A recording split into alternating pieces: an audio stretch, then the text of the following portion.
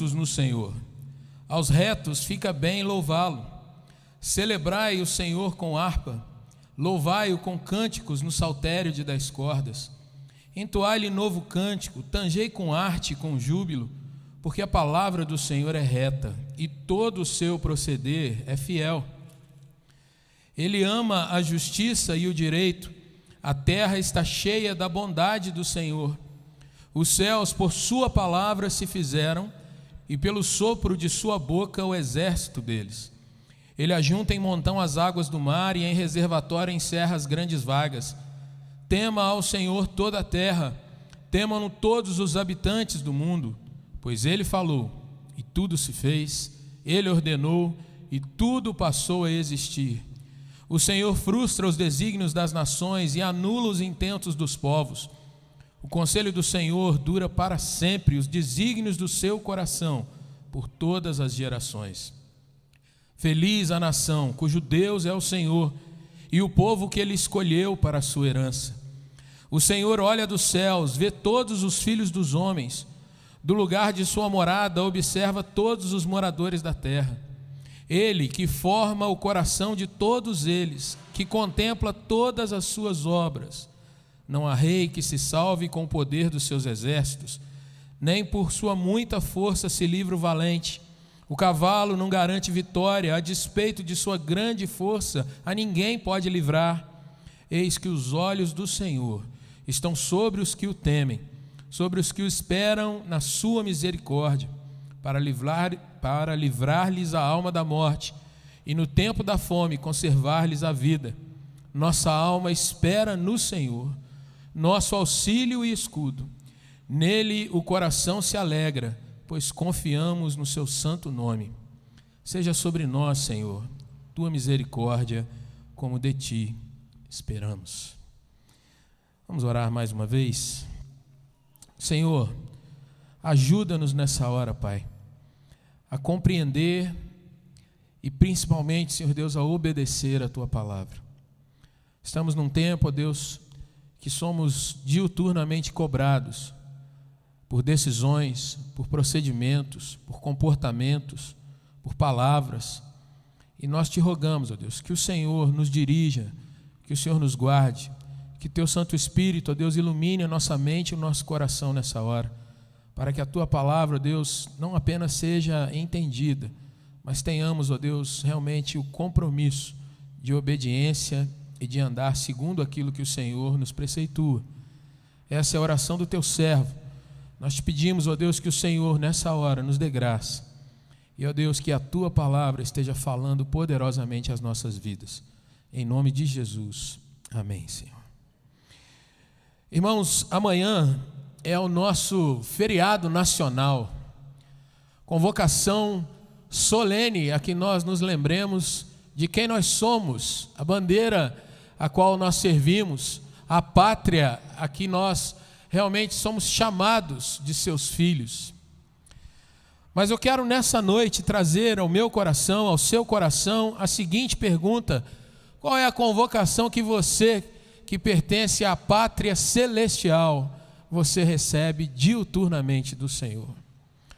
Qual é o chamado, qual é a convocação solene que o Senhor faz para aqueles que, segundo o apóstolo Paulo, são os seus embaixadores, aqueles que estão nesse mundo para de fato trazer reconciliação e proclamar que Jesus veio para de fato salvar pecadores e reconciliar as nossas vidas com o nosso Criador. Esse salmo traz uma dessas respostas, um desses chamados solenes. Nós podemos observar, queridos irmãos, nos primeiros versículos desse salmo lido, palavras que estão no imperativo, palavras que não são palavras optativas, que você diz assim, talvez eu queira, talvez não. Não são palavras que você é levado a dizer assim, bom, se hoje eu estiver mais tranquilo e tudo bem, eu assim faço. Mas quando você lê pelo menos 3 verbos que estão aí nos 3 primeiros versículos, você vai ouvir do Senhor uma convocação solene a louvá-lo, adorá-lo, a estar na presença dele, de fato, elogiando, declarando, exaltando, realmente colocando a sua vida como um adorador, como aquele que presta culto àquele que é digno de ser cultuado. Quando nos tempos de administração havia um jargão daquela época, não um jargão puramente dito, mas uma estratégia de operação, de ação, conhecida como 3Q e 1 POC. Quando, quem e o que, 3 Qs. E por quê, onde e como, o POC. E olhando esses 3 primeiros versículos, você vai ler comigo, por exemplo, versículo de número 1, você vai ter a pergunta: quem pode fazer aquilo que preceitua esse salmo? Quem recebe esse chamado, essa determinação de exultar no Senhor? E a resposta: quem? Os justos. No versículo de número 2, você tem o segundo verbo aí, celebrai. Celebrai o Senhor. E a pergunta que poderia ser feita é: com o quê? O que será usado para a celebração? E a resposta é: instrumentos das mais variadas matizes. Aqui o salmista, que durante um bloco de salmos você vai ler que são salmos de Davi, mas esse salmo especificamente não traz o seu autor, não traz nenhum tipo de orientação que os tradutores apresentam para nós, para tocar dessa ou daquela forma, para cantar assim ou de um outro jeito. Ele traz apenas um título que foi colocado também por comentaristas, mas o versículo 2 diz: use a harpa. Use o saltério de 10 cordas, que era um instrumento que tinha uma grande sonoridade. Você pode ir aqui no Museu de Petrópolis, quando você tiver essa oportunidade, e ali é um modelo de um saltério, para que você veja o que é. Um instrumento que tem um som belíssimo. E a harpa, nós tivemos a oportunidade há uns tempos atrás de ver um pastor ali do estado de Goiás com uma grande harpa aqui louvando ao Senhor. Foi um domingo maravilhoso, que ele cantou e tocou vários hinos aqui na harpa. Um instrumento maravilhoso. Com o que eu devo celebrar ao Senhor? Com harpa, com o saltério, com todo tipo de instrumento. E se você quer uma referência maior e mais abrangente para isso, o Salmo de número 150 vai dizer que nós devemos louvar a Deus com instrumentos percussivos, com instrumentos de cordas, com instrumentos de sopros, com todas as possibilidades que nós pudermos exultar o nosso Deus. Mas ele também traz mais uma questão, o versículo de número 3, diz um imperativo: entoai. Se coloque diante do Senhor, entoando a Ele um novo cântico. E antes da gente falar o que é um novo cântico, ele vai então responder a questão: o que nós devemos colocar ao Senhor, esse novo cântico, mas ele diz de uma forma que seja uma expressão de arte, uma expressão de esmero, de técnica, de aptidão, de fazer alguma coisa bem trabalhada, com o desejo de apresentar algo agradável a Deus, a expressão aí com arte, mas também com alegria, como se fosse o romper de trombetas anunciando algo muito poderoso. É a expressão com júbilo que está aí no verso de número 3. Entoai-lhe um novo cântico. E o que seria, irmãos, um novo cântico perante o Senhor? Alguns têm a primeira impressão ao ler essas duas palavrinhas que se trata de você apresentar a cada dia um novo poema, ou uma nova estrutura musical, ou uma nova pintura, ou um novo momento em que você expressa algo artístico diante de Deus. Mas quando você vai para a Bíblia Sagrada, e a Bíblia tem essa questão de se interpretar a si mesma, você vai perceber que novo cântico tem um significado, irmãos, de você levar e cantar diante do Senhor aquilo que você lê lá no Novo Testamento como boa nova, boa novidade, a notícia que está sendo entregue para um mundo caído, para um mundo perdido, para um tempo em que as pessoas estão muitas vezes repletas de animosidade, de desinteresse, de cansaço, de fragilidade. Erga a sua voz e diga: eu tenho algo novo para trazer ao seu coração. É a boa nova do Evangelho. É dizer para as pessoas: um menino nos nasceu, um filho se nos deu, o governo está sobre os seus ombros, como o profeta Isaías proclamou.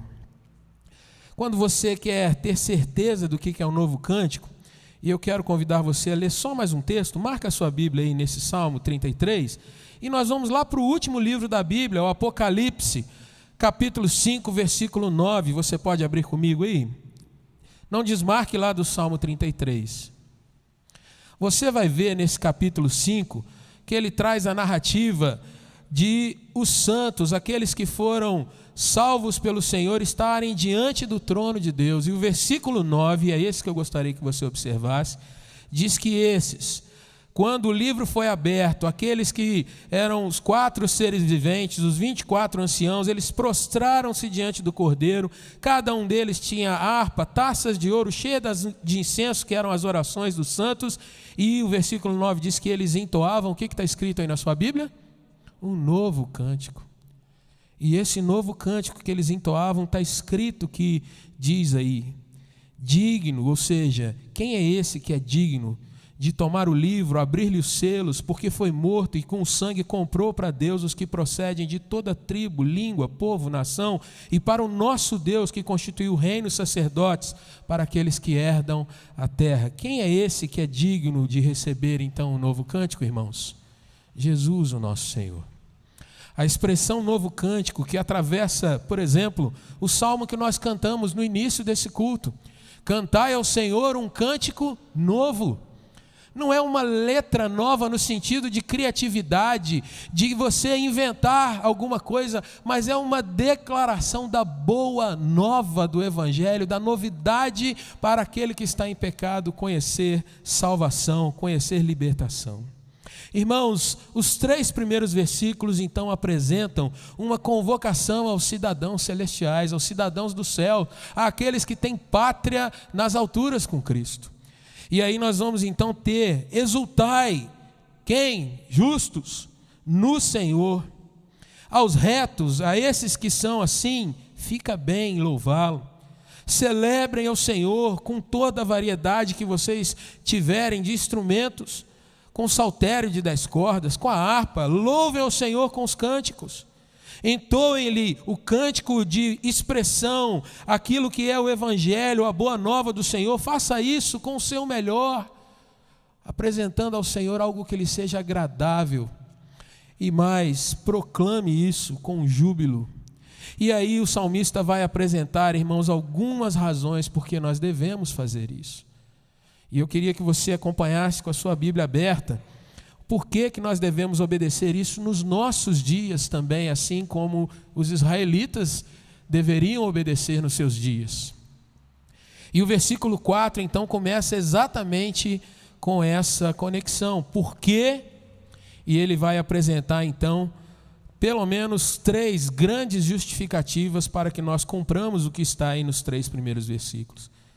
E a primeira questão, irmãos, que nós vamos ver, qual a motivação para que nós venhamos a exultar, celebrar, entoar um cântico novo ao Senhor, é porque Ele é justo, mas Ele também é a justiça em si. Uma coisa é alguém que pratica alguma coisa fruto de justiça, a outra coisa é aquele que é a personificação, aquele que é a essência da coisa em si. Um dos atributos do nosso Deus é que Ele é a plena justiça. Ele não é alguém dotado de um senso de percepção do que é certo e errado. É o Senhor quem é de fato totalmente correto. O Senhor que nele não pode haver sombra de dúvida, nele não pode haver nada que venha realmente manchar a sua imagem. Deus é a plena justiça em si mesmo. E você vai reparar isso dos versículos 4 a 9, quando você observa o seu texto. O texto começa a dizer, irmãos, que a palavra do Senhor é reta e todo o seu proceder é fiel. Não é apenas uma questão de você observar que Deus falou alguma coisa de forma correta. A grande questão é que o Senhor nosso Deus, Ele é o paradigma daquilo que é verdadeiro, correto, justo e bom. Quando nós olhamos, irmãos, para os nossos dias, nós estamos observando claramente diante de nós algumas situações que são muito flagrantes. Uma delas é o seguinte: quando você tem o poder de legislar e quando no seu coração há algum tipo de intenção com a qual você quer atingir os seus objetivos, e você percebe de repente que a lei não te favorece, o que nós temos visto nos nossos dias, irmãos, é que as leis são mudadas. Se eu não estou de acordo com alguma coisa, eu mudo as regras. Os irmãos aqui vão entender isso de uma forma muito mais fácil quando a gente compara isso, por exemplo, com um jogo de futebol. Não sei quantos tiveram a oportunidade de bater aquela bola num campinho de terra onde um dos participantes chega e ele é o dono da bola. E aí tudo está bem quando o time dele está ganhando, mas se de repente ele começa a tomar uma goleada, ele pega a bola, bota debaixo do braço e diz: o jogo acabou, a bola é minha. Ou se o time está perdendo, ele diz: vamos trocar os times. Ele, quando se vê dentro de uma situação em que ele não está indo ou não está obtendo o sucesso que deseja, ele muda a regra da questão. Como crianças que trocam os brinquedos e depois destrocam quando percebem que talvez não tenham feito uma boa coisa. Mas o duro, irmãos, é quando nós subimos isso a um nível que governantes, pessoas que de repente estão tentando burlar algumas questões, eles tentam alterar as leis que regem uma nação. Mas veja que há algumas leis que, por mais que nós venhamos a pensar, elas são absolutas. Uma delas é a lei da gravidade. Quem vai ser o juiz que tem o poder para mudar essa lei? E todos nós que já estudamos um pouquinho de física vamos nos lembrar, essa não tem como. Há outras leis que são assim. Talvez a maior que nós venhamos a observar é que todos nós temos um prazo de validade nessa vida. E ninguém consegue alterar esse seu dia. É uma lei que rege a nossa existência. E essa nenhum homem, por mais poderoso que seja em qual instância esteja, ninguém consegue alterar. E quando você olha para a palavra do Senhor que diz que é reta, você vai imaginar agora uma palavra que é plana, que não traz variação, que não traz nenhum tipo de confusão, que você entenda de uma maneira ou entenda de outra. Você não vê no nosso Deus, no Senhor da Bíblia, naquele que se revela como Criador, nenhum tipo de situação em que Deus diz, isso é dessa forma, e daqui a pouco Deus diz, não, não é mais desse jeito, foi mudado. O Senhor, desde o princípio e para sempre, Ele é o mesmo, inalterável, imutável. Veja, meu querido irmão, que o nosso Deus não apenas tem o poder de falar, mas Ele tem o poder de agir de forma fiel. Veja o que diz o versículo de número 5, Deus ama o que é certo, aquilo que de fato é correto. Deus ama o verdadeiro direito. E o direito não é como nós vemos nos nossos dias, em que em cada nação você tem algumas regras para o melhor conviver das pessoas. Deus é imutável. E aquilo que Ele estabeleceu desde o princípio vale para todo sempre. Em tudo na terra, irmãos, nós percebemos e podemos perceber os atos de bondade no Senhor, como está aí no versículo de número 5. Esse texto não quer dizer que você vai ver a bondade do Senhor explicitamente em todas as coisas, em todas as pessoas, em todo o tempo. Mas essa palavra traz que se você observar corretamente para os sinais da natureza, se você observar para as coisas como elas foram criadas, você verá que o Senhor não apenas criou, mas Ele se preocupa pela sua providência, pelo seu cuidado em sempre prover que as coisas sejam mantidas e sustentadas pela sua boa mão. Quantos de nós, irmãos, já vivemos num ritmo tão frenético que a gente não tem mais a percepção, por exemplo, do que é o orvalho logo no iniciozinho da manhã. Muitos de nós se levantam, saem das suas casas, alguns já não têm mais contato nem com a rua, entrar na garagem, sair com seus carros e não percebe aquilo que está sendo renovado no início da manhã. Muitos de nós não tem mais a questão de abrir a sua janela e ver a graça do Senhor sendo renovada. E eu citei o orvalho porque é talvez uma das coisas mais simples, mas que revelam que o Senhor naquela noite, Ele fez a sua criação ser cuidada, renovada, e naquela manhã Ele está cumprindo aquilo que muitas vezes nós nos lembramos apenas na hora da dor, que é o choro dura uma noite, mas a alegria, mas as plantas cantam todos os dias de manhã, que o orvalho do Senhor as cobre, as alimenta, as cuida. O nosso Deus, irmãos, preserva aquilo que Ele criou. Observe os versículos 6, 7 e o versículo 9 do seu texto. Deus tem o poder, irmãos, de criar as coisas.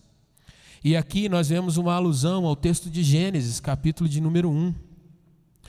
O Senhor, pela sua palavra, fez os céus, pelo sopro da sua boca, o Senhor fez todos os astros que nós contemplamos.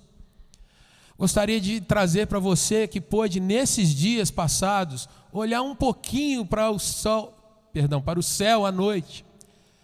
Quem pôde ver uma lua tremendamente amarela, viva no céu nesses dias. Quarta-feira, quando vim aqui para o culto da nossa igreja, estava saindo de casa e aquele negócio parecia tão gigante que dava até um certo receio. E nessas horas, irmãos, a gente fica pensando como tudo é tão milimetricamente orquestrado. Você pode se lembrar de um outro salmo, Salmo 19, que diz assim, que um dia discursa ao outro dia, que os céus proclamam a glória do nosso Deus. Nós, irmãos, estamos talvez num tempo em que a gente tenha parado de perceber que o nosso Deus é tão poderoso que a palavra diz que Ele ajuntou em montão as águas do mar, e a expressão do salmista é como se o Senhor pegasse tudo o que havia de água e colocasse dentro de um recipiente, o nosso planeta.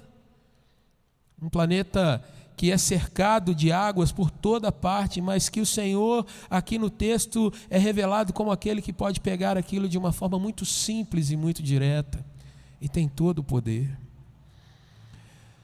Irmãos, nós somos chamados a adorar, a proclamar esse Deus por isso, porque o Senhor, Ele é justo, mas Ele é justiça. Não há nada que o Senhor tenha feito que seja errado, que seja de alguma forma desequilibrado. O Senhor fez tudo e Ele disse que era de fato muito bom. Deus é justo com todas as coisas. Mas o nosso próximo ponto vai mostrar que nós devemos e somos chamados para adorar, cantar, exaltar o nome do Senhor, porque o Senhor, Ele ama a sua criação, tudo aquilo que Ele criou, como nós vimos no texto. Mas a despeito de amar a sua criação, ou seja, ainda amando a sua criação, Ele exerce a sua justiça e a sua correção sobre ela. Observe a sua Bíblia, versículos 10 até o versículo 17, irmãos. O versículo 10 traz a questão de que o Senhor, Ele frustra, Ele desaponta os desígnios das nações, os intentos dos povos. A expressão nações dentro da palavra do Senhor, muitas vezes ela tem o sentido daquilo que o ser humano se torna quando é caído, quando cai, quando peca. O mar é uma comparação às nações, e o livro do Apocalipse é aquele livro que traz que o mar já não existe, ou seja, o Senhor rompe de fato todo o poder que os homens agrupados exercem em querer se levantar contra Ele. Quando eu falei logo atrás a questão de que muitas vezes as leis são mudadas, veja comigo alguns exemplos que a Bíblia traz. Em Gênesis você vê, por exemplo, os homens se unindo para construir uma torre, e nessa torre eles querem exaltar o seu nome, subir até os céus. E aquele texto traz o Senhor comentando, olha como eles estão se comportando. E ali na Trindade o Senhor diz, vamos descer e vamos confundir as suas línguas. Você quer mais um exemplo? O livro de Daniel vai apresentar, irmãos, quando os reis de Babilônia desejavam ser cultuados, ou quando havia algum tipo de ataque contra a fé de Daniel, dos seus companheiros, uma lei era promulgada. Olha, se vocês não adoraram o imperador, quando houver o sinal da trombeta, serão lançados numa fornalha. E isso aconteceu. Houve um edito, houve uma lei promulgada, e os filhos do Senhor então foram desafiados a ou obedecer o Senhor ou obedecer aquela lei. Logo depois, um outro capítulo traz a narrativa Novamente um edito é lançado. Aquele deve se curvar, deve se colocar diante do rei. E ali está Daniel, e ele se prontifica a não exercer aquilo ali. Ele mostra ao rei que foi fiel para com ele, mas tinha um senhor acima do rei. Uma nova lei é promulgada. Daniel agora vai contra aquilo ali, e ele é lançado numa cova de leões.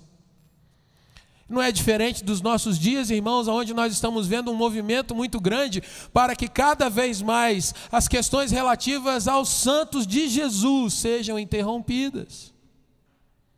Estava vendo hoje um desses vídeos em redes sociais, onde um estado aqui do nosso país, o governador começa a mandar retirar dos livros expressões relativas ao calendário. Você colocar, por exemplo, estamos no ano de 2020, mas aquele DC já não pode mais, porque aquilo ali vai ser alguma coisa afrontosa a outros que creem de forma diferente. Eu li isso hoje. E nem sempre nós percebemos esse tipo de movimento. Pensamos que é uma questão de se respeitar os demais. Mas veja o texto bíblico, irmãos, o Senhor frustra desígnios das nações, povos, grupos que se unem com os seus próprios intentos em revelar aquilo que eles têm no seu próprio coração, na sua inteireza de pecado, de abandonar Deus, de virar as costas para Ele, de dizer em última frase: quem manda sou eu no meu coração, nas minhas coisas, eu estabeleço as minhas regras. Veja que ao contrário disso, versículo 11, aquilo que o Senhor determina não é temporal, não está sujeito às condições de uma época, de um povo, de um lugar. Na realidade, dura para sempre o desígnio do coração do Senhor por todas as gerações. E o salmista então faz o contraste num texto que você repete diuturnamente. Você canta uma canção que diz isso. Ele diz: olha, se por um lado o Senhor frustra os desígnios daqueles que têm os seus próprios sonhos, por outro, feliz é aquele que tem realmente o Senhor, seu Deus, como o único Senhor. Esses demonstram que são de fato aqueles que Ele chama para receberem a sua herança, versículo de número 12. Feliz é a nação cujo Deus é o Senhor, irmãos. Não é um moto que nós devemos proclamar apenas para dizer que isso é uma regra para que nós sejamos prósperos, alcancemos aquilo que são os nossos sonhos, mas na realidade nós nos lembremos que o Senhor tem uma herança que é eterna para dar àqueles que confessam o seu nome como o Senhor de todas as coisas. Os bem-aventurados, aqueles que são chamados e obedecem à palavra do Senhor, irmãos. Observe mais, porque o contraste continua agora, entendendo que Deus observa tudo o que acontece na terra. Uma pergunta desses nossos dias, que muitas vezes tem se levantado nos corações daqueles que param para pensar no que tem acontecido é: será que Deus está observando? Será que vem de Deus isso que está acontecendo? Será que todas essas situações o Senhor tem visto? O texto te responde: veja, o Senhor olha do céu, vê todos os filhos dos homens. Deus sabe, Deus vê, Deus conhece, porque na realidade Ele é soberano sobre tudo e todos. Do lugar da sua morada, observa todos os moradores da terra. E veja, meu querido irmão, quando você olha para alguém que, mesmo não conhecendo a Deus, se volta contra o Senhor, a Bíblia diz sobre essa pessoa, versículo 15: Ele, o Senhor, que forma o coração de todos eles, esses homens, contempla todas as suas obras. Deus vê tudo o que acontece nesses nossos dias. Veja que os homens, irmãos, sempre procuram algo em que se apoiar que lhe é próprio. A gente lê um outro salmo: uns confiam em carros, lembra-se? Outros em cavalos. Mas o texto aqui nos apresenta que não há rei que se salve confiando no poder dos seus exércitos, confiando apenas na sua estrutura militar. Esse salmo provavelmente era um salmo cantado em épocas em que o povo saía para guerrear, e eles então eram convocados a exultar o Senhor, porque eles se lembrariam que Deus era quem guerreava por eles. E aí há um contraste naqueles que confiam em si mesmo, nas suas próprias coisas, e naqueles que confiam no Senhor. Versículo 17 traz a expressão de um animal, irmãos, que até hoje nos nossos dias, ele é um símbolo de poder, de sucesso, de dinheiro. Afinal de contas, é só você pensar, fulano tem tantos mil cavalos ali, você já imagina alguém que de fato é alguém rico. É alguém que tem posses, é alguém que lida com algo que é precioso, é valoroso, valioso. Mas veja que o cavalo não garante vitória. A despeito de sua grande força, ninguém pode livrar. Irmãos, quando nós observamos que o nosso Deus é digno de ser exaltado, porque Ele ama toda a sua criação, mas exerce justiça no meio dela, nós precisamos sempre trazer ao nosso coração, irmãos, que o Senhor observa tudo o que acontece ao nosso redor, à nossa terra, sobre os governos. Deus é Deus sobre todas as coisas. Muitos têm agido como se nunca fossem prestar contas ao Criador de todas as coisas. Muitos têm zombado da fé. Nós vivemos em dias, irmãos, em que você olha programas, seja de TV, de internet, o que quer que seja a mídia. As pessoas têm mais se especializado em ridicularizar a fé, em abandonar a fé cristã, do que de fato reconhecer que nós somos extremamente pequenos e limitados. Mesmo diante de uma situação em que um vírus consegue parar o planeta, as pessoas estão atrás de tantas questões, mas não param para perceber que a grande realidade é que nós somos extremamente vulneráveis. E se você quer uma palavra que talvez machuque, mas é uma plena verdade, nós não somos nada. Porque um vírus desse tamanho pode acabar com a nossa vida em pouco tempo. Mas há uma questão que é a nossa terceira e última colocação, que está nos versículos 18 a 22. Nós devemos exultar, cantar, adorar ao Senhor, porque embora Ele exerça justiça no meio da sua criação, esses versículos vão mostrar, irmãos, que o Senhor também exerce misericórdia para com os seus filhos. O versículo de número 12 parece um tanto deslocado quando diz que feliz a nação cujo Deus é o Senhor, o povo que Ele escolheu para a sua herança, mas observe os versículos 18 a 22 quando diz que os olhos do Senhor estão sobre os que o temem, sobre os que esperam na sua misericórdia. Observe, querido irmão, ao contrário desse versículo 18, ou pelo menos de uma forma diferente, você vai observar o versículo de número 13 que diz: o Senhor olha dos céus e vê os filhos, todos os filhos dos homens. Mas o versículo 18, ele traz uma característica do olho do Senhor, do olhar do Senhor, está focado, está mantido, está vigiando de uma forma perene aqueles que o temem, observando se eles estão aqui, observando se eles estão ali, observando o que eles fazem.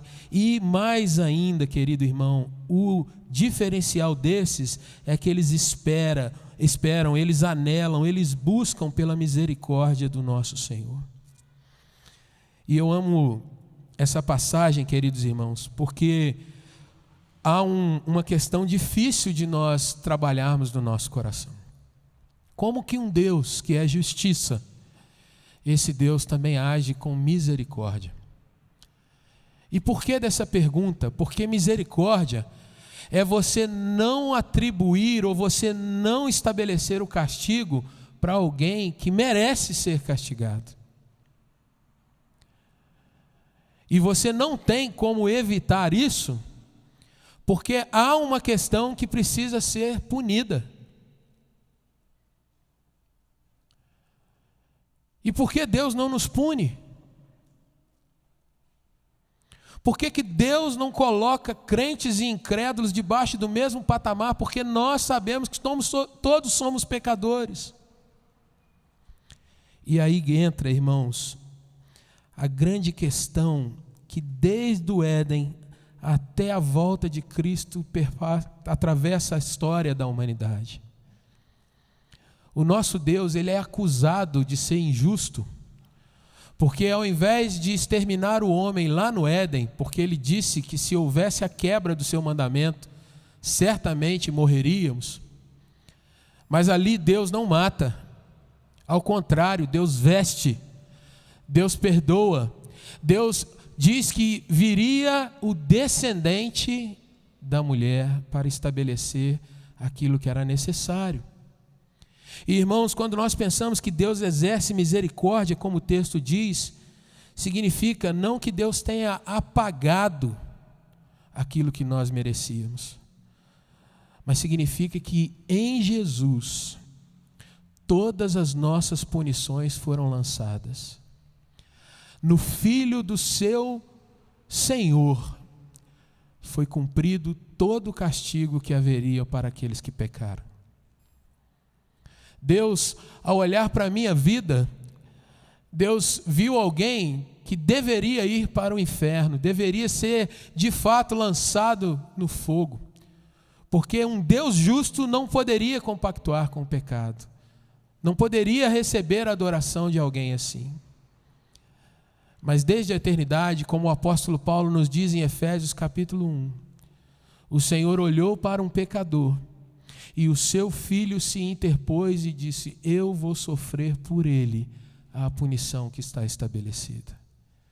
E assim Jesus faz comigo, faz com você, faz com todo aquele que clama ao Senhor por misericórdia e por perdão no nome de Jesus.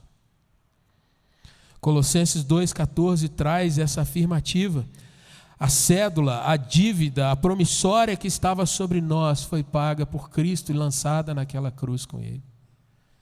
Irmãos queridos, quando nós voltamos para o nosso salmo e olhamos, a gente vai ver que os olhos do Senhor estão permanentemente sobre os que o temem. Versículo 19, para livrar-lhes a alma da morte. No tempo da fome, ou seja, no tempo da escassez, das dificuldades, das pandemias, sejam lá qualquer intempéries que venha, o Senhor vem conservar-lhes a vida.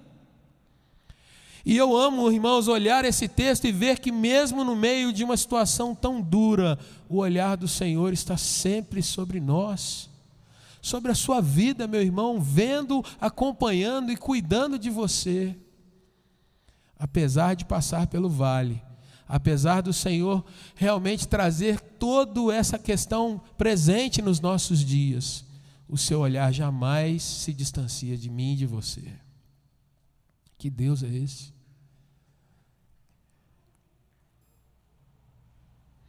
O salmista então vira e chama aquele povo para que, se entendesse aquela mensagem, aprendessem a esperar no Senhor.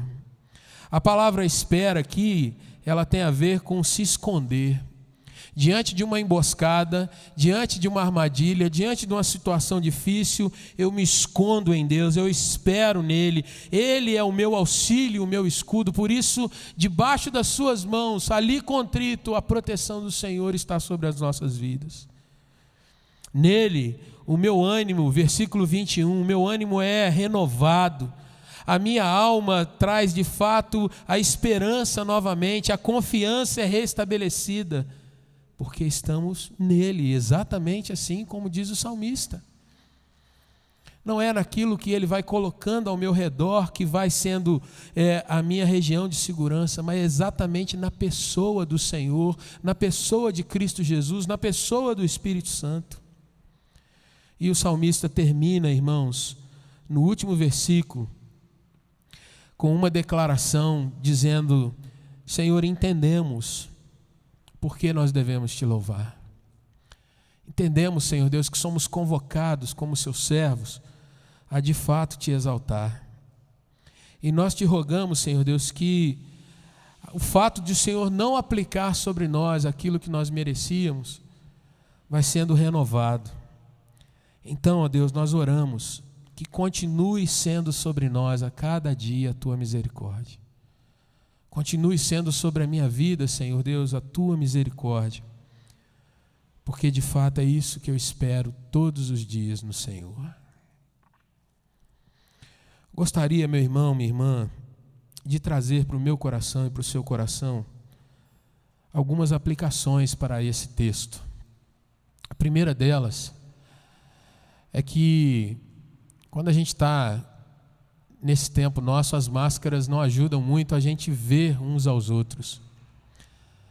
E isso é bom porque quem está aqui à frente, observando os irmãos às vezes no seu momento de culto, e isso é inevitável, afinal de contas nós estamos de frente. Então a gente aqui, eu, pastor Eloy, presbítero Abraão, quem está aqui à frente, nunca vai saber se você está cantando ou não. Se você está expressando ao Senhor sua adoração, ou se você de repente com o seu olhar compenetrado está olhando para a parede para ver se tem alguma coisa ali. A única coisa que a gente vê é o seu olhar. Mas diferente de nós, o nosso Deus vê dentro da sua máscara. Se os seus lábios estão confessando ou se os seus lábios estão travados. Mais do que isso, o Senhor vê dentro do teu coração. O Senhor vê a tua alma. E diante dessa percepção, eu gostaria de convidar você a que você trouxesse para a sua vida o quanto Deus é digno de que esse salmo se cumpra na sua vida. Ao levantar de manhã, se você tem o ânimo de dizer: Deus, seja adorado o teu nome, Pai. Porque mais um dia o Senhor me deu, mais uma vez a tua misericórdia se renova. Senhor, como o profeta Jeremias disse no seu livro de Lamentações, as misericórdias do Senhor são a causa de eu não ser consumido, e se renovaram mais uma vez nessa manhã. Gostaria de trazer para o seu coração, irmão, irmã, se você pode dizer como o salmista do Salmo 92, bom é anunciar a grandeza do Senhor durante a manhã, mas à noite eu anuncio a sua fidelidade. Porque enquanto eu durmo, o Senhor protege o meu lar. Enquanto eu fecho os olhos e não tenho a menor percepção do que está acontecendo, a mão do Senhor está sobre a minha vida, cuidando de mim. E isso então, eu respondo ao meu Deus, cumprindo o que diz os 3 primeiros versículos desse salmo. Eu exulto o meu Senhor, eu me alegro, eu jubilo, eu realmente proclamo isso. Não sei se você percebeu, querido irmão, mas o salmista não fala em momento nenhum da sua expressão física, a não ser dele falar que seja algo genuíno, um júbilo verdadeiro. Isso é maravilhoso, porque nós somos tentados a julgar nos nossos dias que às vezes as pessoas só fazem esse tipo de adoração quando há aquela expressão efusiva, gestual. Mas não é disso que o salmista está falando. Ele está falando de um coração que confessa verdadeiramente o Senhor, que proclama verdadeiramente o Senhor, nos seus atos, nas suas orações e cultuando a Deus, mesmo em tempos de dificuldade como os nossos. Quero te convidar a fechar os seus olhos. E eu gostaria de dar essa oportunidade de você orar nesse momento. Estamos num tempo em que as pessoas têm tido todo tipo de reação. Qual tem sido a sua? Tanta gente amaldiçoando a vida, amaldiçoando governos, amaldiçoando vizinhos, pessoas, pelas mais diversas situações. Nesses dias que celebramos a pátria, eu e você estamos celebrando a pátria celestial. Podemos dizer que nós somos felizes porque somos parte da nação cujo Deus é o Senhor. Fale com Deus nessa hora sobre a sua vida, sua individualidade como adorador, e peça ao Senhor que te abençoe, desperte essa palavra no seu coração.